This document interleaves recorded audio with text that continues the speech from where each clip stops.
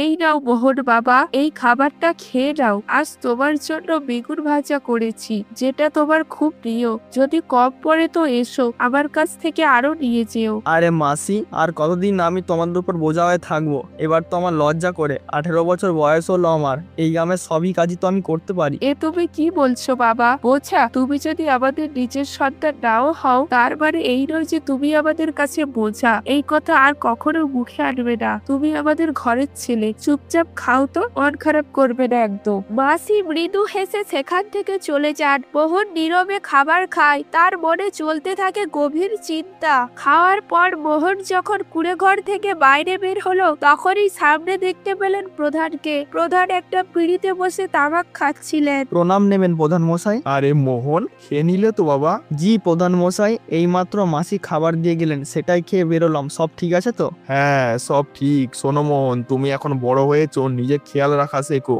হ্যাঁ প্রধান মশাই, 8 বছর বয়স থেকে আজ পর্যন্ত আপনারাই তো আমার খেয়াল রেখেছেন, কিন্তু এখন আমার সত্যি লজ্জা হয়। আমি এখন কিছু কাজ করতে চাই, নিজের পায়ে দাঁড়াতে চাই। এতে লজ্জার কি আছে বাবা? আমার তো সবসময় তোমাকে আমাদের নিজের ছেলের মতোই মনে করেছি। তবুও যদি তোমার মন সত্যি কিছু করতে চায়, তবে শোনো, গ্রামের কাছে জঙ্গলটা এখন আর আগের মতো বিপজ্জনক নেই। তুমি চাইলে সেখানে গিয়ে কাঠ কাটতে পারো অথবা মধু সংগ্রহ করতে পারো। যা উপার্জন হবে তা তোমার। হ্যাঁ প্রধান মশাই, আমি কালই জঙ্গলে যাব। এবার সময় এসেছে আমি নিজের জন্য এবং আপনাদের জন্য কিছু করে দেখাই। আপনারা আর কতকাল আমার ভার বহন করবেন?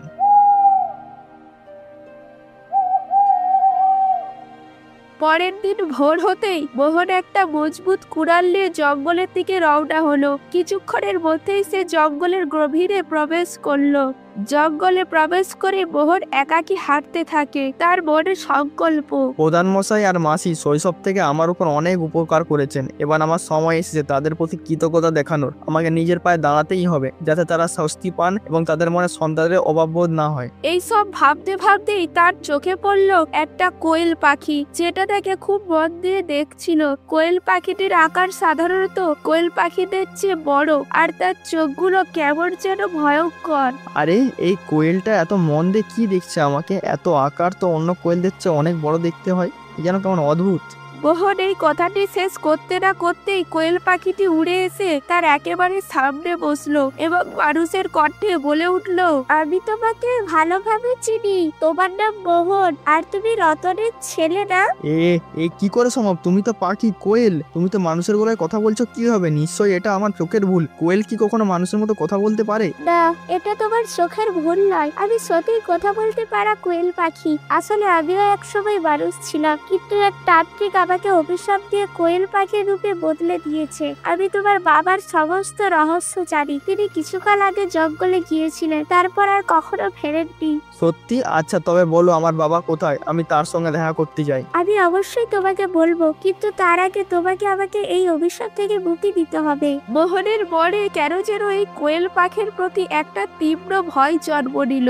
এতগুলো বছর তুমি বাবাকে ছাড়া কাটাচ্ছ, কিন্তু গ্রামের কেউ তোমার বাবার কথা মুখেও আনে না। কেউ তোমার সাহায্যে এগিয়ে আসেনি, একমাত্র প্রধান ছাড়া। কিন্তু আমি তোমার বাবার ব্যাপারে সবকিছু বলে দিতে পারি। তোমার বাবা এখনো বেঁচে আছেন, আর কোথায় আছেন সেটাও আমি জানি। আমার মনে হচ্ছে এটা কোনো ডাইনি বা রাক্ষস, যে আমাকে তার জালে ফাঁসাতে চাইছে। আমাকে ক্ষতি করার আগে এখান থেকে পালাতে হবে। এই ভেবেই মোহন দ্রুত গ্রামের দিকে দৌড় দিল। কিছুক্ষণের মধ্যেই সে হাঁপাতে হাঁপাতে তার বাড়ির দিকে পৌঁছালো। উফ, কি ভয়ঙ্কর জঙ্গল! এখানে তো বনের পশুরাও মানুষের মতো কথা বলে। আমার মনে হয় ওটা নির্ঘাত কোনো ডাইনি ছিল। আমি আর কোনোদিন ওই জঙ্গলে যাব না। মোহন যখন এই কথাগুলি ভাবছিল, ঠিক তখনই প্রধানের স্ত্রী মাসি শিবা তার জন্য খাবার নিয়ে এলেন। মোহনকে ঘাবড়ে যাওয়া দেখে তিনি চিন্তিত হলেন। আরে মোহন বাবা, তুমি এত ঘাবড়ে আছো কেন? ঘেমে গেছো কেন? সব ঠিক আছে তো? শরীর খারাপ লাগছে নাকি? না না মাসি, কিছু না। আসলে কাঠ কাটার জন্য একটু বেশি পরিশ্রম হয়ে গেছে, তাই মাথাটা একটু ধরেছে। ওরে বাবা, সত্যি তো? কাজ করার কি দরকার ছিল? শরীর ঠিক না থাকলে কাজ করো না, আগে এই খাবারটা খেয়ে একটু বিশ্রাম নাও। পরের দিন সকালে যখন মোহনের ঘুম ভাগলো, তখন তার মনের ভয় অনেকটাই কমে গেছে। হয়তো কাল আমি কোয়েলটাকে কথা বলতে দেখে একটু বেশি ভয় পেয়ে গেছিলাম, কিন্তু তার কথা একটা সত্যি ছিল। সে আমার বাবার ব্যাপারে নিশ্চয়ই কিছু জানে। আর এটাও সত্যি যে গ্রামের কেউ কখনো আমার বাবার কথা বলে না। যখনই আমি প্রধান মশাইকে জিজ্ঞাসা করেছি, তিনি কেবল কথা এড়িয়ে গেছেন। বলেছেন আমার মা জন্ম দেওয়ার পরেই মারা যান, আর বাবা বহু বছর আগে জঙ্গলে গিয়ে আর ফেরেননি। না, আমাকে যেতেই হবে। পাখিটিকে খুঁজে বাবার ব্যাপারে জিজ্ঞাসা জিজ্ঞাসা করতে হবে। এই কথা বলে মোহন আবার জঙ্গলের দিকে হাঁটা শুরু করলো। কিছুক্ষণের মধ্যেই সে সেই জায়গায় পৌঁছালো যেখানে সে কোয়েল পাখিকে দেখেছিল। কোয়েল পাখিটা সেখানে আগেই উপস্থিত ছিল। মোহনকে দেখেই সে উড়ে এসে তার কাছে বসলো। আমি জানতাম যে তুমি অবশ্যই আসবে, কারণ তুমিও তোমার বাবা রতনের মতোই সাহসী। আমি কেবল এই কারণেই এসেছি কারণ আমি আমার বাবার সাথে দেখা করতে চাই। তুমি বলেছিলে যে তুমি আমার বাবার ব্যাপারে জানো, তবে বলো আমার বাবা কোথায়? কাল আমি বলেছিলাম তার জন্য আগে তোমাকে আমার অভিশাপ থেকে মুক্তি দিতে হবে, কিন্তু চিন্তা করো না, আমি তোমাকে সাহায্য করতে চাই। আমাকে তোমার বন্ধু মনে করো। আমি জানি তুমি শৈশব থেকে দারিদ্র্যের সঙ্গে লড়াই করছো এবং কখনো কখনো এতে তোমার লজ্জা হয়। হ্যাঁ, তুমি একদম সঠিক বলেছো। আমি গরিব, ছোটবেলা থেকে গ্রামের প্রধান মশাই তার স্ত্রী আমাকে বড় করেছেন, কিন্তু এখন সারাক্ষণ তাদের উপর বোঝা হয়ে থাকা আমার আর ভালো লাগে না। আমি চাই আমি নিজে উপার্জন করি যাতে তারা দুজন শান্তিতে বসে খেতে পারেন এবং সুখে থাকতে পারেন। তুমি যদি চাও আমি তোমাকে ধনী হওয়ার পথ দেখাতে পারি। ধনী কিভাবে? তুমি আমাকে কিভাবে সাহায্য করতে পারো? আমি এই জঙ্গলের সব রহস্য জানি, এসো আমার সঙ্গে চলো। এই বলে কোয়েল পাখিটি উড়ে চললো আর মোহন তার পিছন পিছন চললো। হাঁটতে হাঁটতে কোয়েল পাখি মোহনকে একটি বিশাল গুহার ভেতরে নিয়ে গেল। এই গুহাটির কথা কেউ জানতো না, কারণ এই জঙ্গলটি একসময় খুব বিপজ্জনক বলে পরিচিত ছিল। গুহার ভেতরে ঢুকতেই মোহনের চোখ পড়লো একটি সিন্দুকের ওপর। আরে, এই সিন্দুকটার ভেতরে কি আছে? আমি এক্ষুনি খুলে দেখছি। মোহন সিন্দুকটা খুলতেই তার ভেতর থেকে রাশি রাশি হীরা জহরত বেরিয়ে এলো। সেগুলো দেখে মোহন হতবাক হয়ে গেল। ওরে বাবা, এই সিন্দুকটা এত হীরা জহরত, এগুলো কার? তুমি আগে ধনী হও, তারপর আমি তোমাকে বলবো আমি এই অভিশাপ থেকে কিভাবে মুক্ত হতে পারি। আর যখন তুমি আমাকে মুক্ত করবে তখন আমি তোমাকে তোমার বাবার সাথে দেখা করাবো। আমি জানি তিনি কোথায় আছেন। সেই দিনের অপেক্ষায় থাকবো। কিন্তু একটা কথা মনে রাখবে, আমার ব্যাপারে যেন কেউ কিছু জানতে না পারে। যদি কেউ জানতে পারে তবে তোমার পক্ষে বাবার সাথে দেখা করা অসম্ভব হয়ে যাবে। মোহন সেই সিন্দুকটি মাথায় তুলে তার বাড়ির দিকে চললো। বাড়ি পৌঁছে সিন্দুকটি সে এক কোণে রেখে দিল। কিছুক্ষণ পর প্রধান এবং মাসি মোহনের জন্য খাবার নিয়ে এলেন। যখন তারা এক করে রাখা বিশাল সিন্দুকটি দেখলেন তখন প্রধান মোহনকে জিজ্ঞেস করলেন, বাবা মোহন, এই সিন্দুকটা কোথা থেকে এলো আর এর মধ্যে কি আছে? প্রধানের এই প্রশ্নে মোহন কি জবাব দেবে তা বুঝতে পারল না। ঠিক তখনই প্রধানের স্ত্রী সিন্দুকটি খুলে ফেললেন এবং দামি হীরা ও জহরত দেখে চোখ কপালে তুললেন। মোহন বাবা, তোমার কাছে এত হীরা জহরত কোথা থেকে এলো? মোহন সব সত্যি বলে দিতে পারতো, কিন্তু তার কোয়েল পাখির কথা মনে পড়লো। কোয়েল পাখি তাকে কঠোরভাবে বারণ করেছিল, তাই সে অন্য কথা বলল। মাসি, আমি জঙ্গলে কাঠ কাটতে গিয়েছিলাম। কাঠ কাটতে কাটতে অনেকটা গভীরে চলে যায়। সেখানে একটি গুহা দেখতে পাই। গুহার ভেতরে গিয়ে দেখি সিন্দুকটা দেখলাম, ওটা ওখান থেকেই তুলে নিয়ে এসেছি। মোহন, তুমি এই কাজ ঠিক করনি। হতে পারে এই সব হীরা জহরত বাবলুর, হয়তো তিনি এগুলো সেখানে নিরাপদে রেখেছিলেন। যদি এই খবর কোনোভাবে বাবলুর কাছে পৌঁছায় তবে তিনি আমাদের কঠোর শাস্তি দিবেন। আমার খুব ভয় করছে। এই খবর বাবলুর কাছে পৌঁছানোর আগেই আমাদের উচিত এই সোনা বাবলুর কাছে পৌঁছে দেওয়া। এতে অন্তত প্রমাণ হবে যে আমরা চোর নয়, সৎ মানুষ। প্রধানের কথা শুনে মোহন মনে মনে ভাবলো, প্রধান মশাইকে এখন কিভাবে বোঝে যে এত হীরা জহরত বাবলুর নয়, ওই পাখিটি আমাকে দিয়েছে। কিন্তু যদি আমি পাখির কথা বলে দিই তবে বাবার সাথে আমার আর দেখা করা কঠিন হয়ে যাবে। আর এই ধন সম্পদের চেয়ে আমার কাছে বাবার সাথে দেখা করা অনেক বেশি জরুরি। মোহনের কাছে ধন সম্পদের চেয়ে বাবার সাথে দেখা করা বেশি জরুরি ছিল। তাই সে প্রধানের কথায় বাবলুকে হীরা জহরত দিতে রাজি হলো। ঠিক আছে প্রধান মশাই, যেমন আপনি বলেন, আমরা এক্ষুনি সিন্দুকটা বাবলুকে দিয়ে আসি। এই বলে মোহন সিন্দুকটি মাথায় তুলে নিল। তারপর সে এবং প্রধান বাবলুর রাজসভার দিকে চললেন। কিছুক্ষণের মধ্যেই তারা বাবলুর দরবারে এসে পৌঁছালেন। কেমন আছো বাবলু? এই ছেলেটি আমার প্রতিবেশী। সে কাঠ কাটতে জঙ্গলে গিয়েছিল এবং সেখানে একটি গুহা এই হীরা জহরত ভর্তি সিন্দুকটি খুঁজে পেয়েছে। আমাদের সন্দেহ হয়েছিল যে এটি হয়তো আপনারই, তাই আমরা এটির সাথে সাথে আপনার দরবারে নিয়ে এসেছি। এই সব শুনে বাবলুর মনে লোভ জেগে উঠল। তিনি জানতেন যে এই সিন্দুকটি তার নয়, কিন্তু এত দামি হীরা জহরত দেখে তার মনে এলো এই হীরা জহরত আসলে আমার নয়, কিন্তু যখন ভাগ্যক্রমে এগুলো আমার কাছে এসেই গেছে তখন এদের হাতছাড়া করি কেন? এর চেয়ে বরং এদের কিছু পুরস্কার দিই যাতে তারা খুশি হয় এবং এই ধনও আমার কাছে সুরক্ষিত থাকবে। হ্যাঁ, এই সিন্দুকটা বোতলটি আমারই, আমি এটি সেখানে সুরক্ষিত রেখেছিলাম, কিন্তু তোমরা দুজন সততার পরিচয় দিয়েছো। আমি তোমাদের এই সততায় খুশি হয়েছি, তাই তোমাদের পুরস্কৃত করা হবে। সিপাহীরা, এদের কাছ থেকে সিন্দুকটি নিয়ে রাজকোষে রেখে দাও। আর হ্যাঁ, এরা সততার প্রমাণ দিয়েছে, তাই আমার রাজকোষ থেকে এদের পুরস্কৃত স্বরূপ কিছু অর্থ দাও, যাতে এরা খুশি হয় এবং অন্যদের জন্য উদাহরণ তৈরি হয়। মোহন চুপ রইল। তারপর তারা দুজন পুরস্কারের টাকা নিয়ে বাড়ির দিকে রওনা হলো। মোহন প্রধানের সাথে তাদের বাড়িতে গেল। বাড়ি পৌঁছে সে তার পুরস্কারের টাকাও প্রধানকে দিল এবং বলল, প্রধান মশাই, এই টাকাটাও আপনিই রেখে দিন। আপনি সবসময় আমার দেখাশোনা করেছেন, আর আমি খুশি যে এই টাকা আপনার কাজে আসবে। পরের দিন সকালে মোহন আবারও জঙ্গলের দিকে রওনা হলো এবং কিছুক্ষণের মধ্যে সেই জায়গায় পৌঁছালো যেখানে কোয়েল পাখিকে দেখেছিল। হঠাৎ সেখানে এক সাধু মহারাজ এসে হাজির হলেন, যিনি একটি বট গাছের নিচে বসেছিলেন। তিনি মোহনকে দেখে জিজ্ঞাসা করলেন, আরে বাবা, তুমি কে আর এই জঙ্গলে কি করছো? আমি রতনের ছেলে, আর আমি এই জঙ্গলে মাঝে মাঝে আসা যাওয়া করি। এই কথা শুনে সাধু চমকে উঠলেন, কিন্তু কিছু বললেন না এবং চুপচাপ সেখান থেকে চলে গেলেন।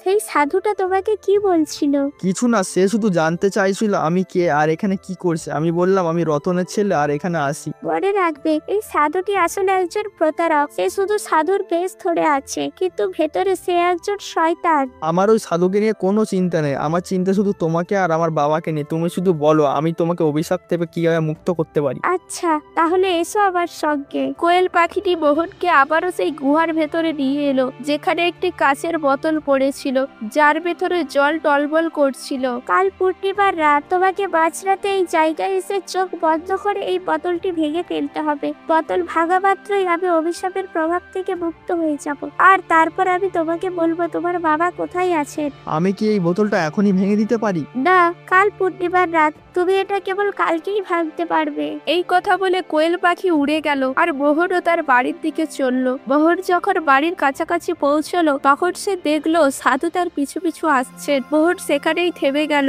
সাধু কাছে এসে মোহনকে বললেন, আমি নিজের চোখে দেখেছি তুমি এই পাখির সাথে কথা বলছো। শোনো বাবা, তুমি এই পাখিকে চেনো না, সে কোনো সাধারণ কোয়েল পাখি নয়। আমি সব জানি, কিন্তু সেই পাখি আমার বাবার ব্যাপারে জানে, আর আমি কোনো মূল্যে আমি আমার বাবাকে ফিরে পেতে চাই। তোমার বাবা এখন এই পৃথিবীতে নেই। ওই পাখি তোমাকে ফাঁসিয়ে অভিশাপ থেকে মুক্তি পেতে চাইছে। এই কথা শুনে মোহন রেগে গেল। আরে সাধু মহারাজ, আমি সাধুদের সম্মান করি, কিন্তু আপনার তো ভণ্ড সাধুদের নয়। মনে রাখবেন, এরপরে একটাও কথা আমি সহ্য করবো না। চুপচাপ এখান থেকে চলে যান। সাধু কিছু বলতে যেতেই মোহন তাকে ধাক্কা মেরে সরিয়ে দিল। অন্যদিকে প্রধান এবং তার স্ত্রী যখন তাদের ঘর থেকে বের হলেন, তখন তাদের চোখ পড়ল সাধুর ওপর। তারা দুজনে সাধুর কাছে এলেন। আরে সাধু মহারাজ, আপনি এখানে কি করছেন? আমি মোহনকে আসল সত্যিটা বোঝানোর চেষ্টা করলাম, কিন্তু ও শুনতে রাজি হলো না। ও কাল পূর্ণিমার রাতে ওই পাখিকে অভিশাপ থেকে মুক্ত করতে চায়। যদি সেই ডাইনি পাখি অভিশাপ থেকে মুক্ত হয়, তবে গ্রামে সর্বনাশ নেমে আসবে। গ্রামের একটিও প্রাণীও জীবিত থাকবে না। বলেন কি? কিন্তু মোহন তো শুনছে না। সাধু মহারাজ, আপনি চিন্তা করবেন না, আমি এক্ষুনি মোহনকে বোঝাচ্ছি। এই বলে প্রধান তখনই মোহনের বাড়িতে গেলেন এবং বললেন, মোহন, আমি কি শুনছি তুমি জঙ্গলে এক কোয়েল পাখির সাথে দেখা করছো, যে মানুষের মতো কথা বলে। তোমার কি এটা অদ্ভুত লাগেনি যে একটা পাখি এভাবে মানুষের সাথে কথা বলতে পারে? ওহ, তাহলে আপনিও জেনে গেছেন। দেখুন প্রধান মশাই, প্রথমে আমারও অদ্ভুত লেগেছিল, কিন্তু এখন আর লাগে না। আমি নিশ্চিত এই কথা আপনাকে ওই ভণ্ড সাধুই বলেছে। দেখুন প্রধান মশাই, 8 বছর আগে আমার বাবা রহস্যজনকভাবে নিখোঁজ হয়ে যান, আর ওই পাখি জানে যে আমার বাবা কোথায় আছেন। আমি শুধু আমার বাবাকে ফিরে পেতে চাই আর ওর সাথে দেখা করতে চাই। বাবা, তুমি তোমার বাবার ব্যাপারে কিছুই জানো না। হ্যাঁ, আমি জানি না, একদম জানি না, কারণ আপনিও কখনো আমাকে বলেননি, আর গ্রামবাসীরাও কিছু বলেনি। তাহলে আমি কিভাবে জানতাম? এখন আমি ওর কারো কথা বিশ্বাস করবো না, বলুন? আমি শুধু ওই পাখির কথা বিশ্বাস করবো। কাল পূর্ণিমা রাত, কাল আমি ওই পাখিকে অভিশাপ থেকে মুক্ত করে দেবো, আর সেই পাখি মুক্ত হয়ে আমার বাবার সাথে দেখা করাবে। এই কথা বলে মোহন রেগে ঘর থেকে বাইরে বেরিয়ে গেল। মোহন, আমার কথা শোনো। মোহন, থামো। প্রধান মোহনকে ডাকলেন, কিন্তু সে একটিও কথা শুনল না এবং বেরিয়ে গেল। প্রধানও ঘর থেকে বাইরে এলেন। সাধুও বাইরেই দাঁড়িয়েছিলেন। পরের রাতে সাধু প্রধানকে নিয়ে জঙ্গলে সেই গুহার কাছে গেলেন এবং বললেন, এই সেই গুহা যেখানে বোতলটি রাখা আছে। এই বোতলে সে ডাইনি পাখি শক্তি বন্দি আছে। মোহন এক্ষুনি আসবে, আমরা একপাশে লুকিয়ে থাকি। এই বলে তারা দুজন গুহার একপাশে লুকিয়ে রইলেন। ঠিক তখনই মোহন সেখানে পৌঁছালো। মোহনকে দেখে কোয়েল পাখি উড়ে তার কাছে এলো এবং বলল, ঠিক আছে, তবে তাড়াতাড়ি যাও, বোতলটা তুলে নিয়ে এসো এবং ভেঙে ফেলো। মোহন তাড়াতাড়ি গুহার ভেতরে গেল এবং বোতলটা তুলে নিয়ে এলো। যেই সে বোতলটা ভাঙতে গেল, অমনি সাধু আর প্রধান সেখানে চলে এলেন। মোহন, তাও থামো, এই বোতলটা ভেঙো না, তুমি অনেক বড় ভুল করছো। না, আমাকে যে কোনো মূল্যে আমার বাবার সাথে দেখা করতে হবে। মন দিয়ে শোনো, এই পাখি কোনো সাধারণ পাখি নয়, বরং এক ডাইনি। 10 বছর আগে যে তুমি ছোট ছিলে, এই ডাইনি পুরো জঙ্গল দখল করে রেখেছিল। যে ভুল করে এই জঙ্গলে আসতো সে আর কখনো বাড়ি ফিরে যেত না। তখন তোমার বাবা রতন এবং আমি মিলে ঠিক করেছিলাম একে থামাতে হবে। আমরা সাধু মহারাজের কাছে উপায় জানতে চাইছিলাম। তিনি বললেন এই অভিশাপ শেষ করার জন্য তোমাদের দুজনের মধ্যে যে কোনো একজনকে জঙ্গলের কাছে কুপে নিজেদের জীবন উৎসর্গ করতে হবে। তোমার বাবা রতন সাহসিকতার সাথে এগিয়ে এলেন এবং এই আত্মত্যাগ করার সিদ্ধান্ত নিলেন। তিনি কূপে ঝাঁপ দিলেন এবং সাধু মহারাজ সেই ডাইনির সমস্ত শক্তি এই বোতলে বন্দি করে তাকে এক কোয়েল পাখি রূপে বন্দি করে দিলেন। এইভাবে এই জঙ্গল নিরাপদ হয়েছিল, কিন্তু এই রহস্য আমরা কাউকে বলিনি। গ্রামবাসীরা কিছুই জানতো না, এই কথা শুধু আমি আর সাধু মহারাজ জানতাম, তাই আমরা তোমাকে কখনো বলিনি। কিন্তু যদি তুমি এই বোতলটা ভেঙে দাও তবে সে আবার তার আসল রূপে ফিরে আসবে। এরা মিথ্যা বলছে, সত্যি সেটাই যা আমি বলছি। যদি আমার মনে কোনো চালাকি থাকতো তবে আমি তোমাকে সাহায্য কেন করতাম? গ্রামের লোকেরা কি কখনো তোমাকে সাহায্য করেছে? না, ধন সম্পদ হিরেমতি সবটা আমিই দিয়েছি। এখন আমি তোমাকে তোমার বাবার সাথেও দেখা করাচ্ছি। মোহন দ্বিধায় পড়ে গেল। সে দ্রুত বোতলটা মাটিতে ছুঁড়ে মেরে ভেঙে দিল। মুহূর্তের মধ্যে সেই কোয়েল পাখিটি এক ভয়ঙ্কর ডাইনির রূপে আবির্ভূত হলো। মোহন, তুমি আমার কাজটা অনেক সহজ করে দিলে। এখন আমি মুক্ত, আর এবার তোমাদের সমাজ সর্বনাশ হবে। আজ আমি তোমাদের কাউকে জীবিত ছাড়বো না। মন, তুমি খুব বড় ভুল করেছো। এবার এই ডাইনি আমাদের কাউকে জীবিত ছাড়বে না। আমাকে ক্ষমা করে দিন প্রধান মশাই, আমি ওর কথায় ভুলে গিয়েছিলাম। এখন কি এর কোনো সমাধান নেই? এর মাত্র একটি সমাধান আছে, আমাদের অবিলম্বে সেই কূপের কাছে যেতে হবে। এই কথা বলে তারা তিনজন কূপের দিকে দৌড় দিলেন এবং সেই ডাইনিও তাদের পিছু নিল। যদি তোমরা এই ডাইনি থেকে মুক্তি পেতে চাও তবে তোমাদের দুজনের মধ্যে যে কোনো একজনকে সেই কূপে ঝাঁপ দিয়ে নিজেদের জীবন উৎসর্গ করতে হবে, অন্যথায় ডাইনিকে আটকানো যাবে না। সাধুর কথা শুনে মোহন মুহূর্তেই বলে উঠল।